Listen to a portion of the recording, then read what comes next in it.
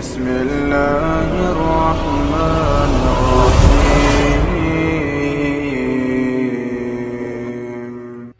لا بد من العلم، ما كل من حمل شهادة يصير عالم، لا بد من العلم والفقه في دين الله.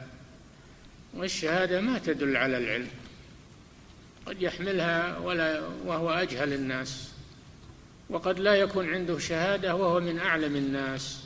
هل الشيخ ابن باز معه شهادة؟ هل الشيخ ابن إبراهيم؟ هل الشيخ ابن حميد؟ هل هم معهم شهادات؟ ومع هذا هم أئمة هذا الوقت.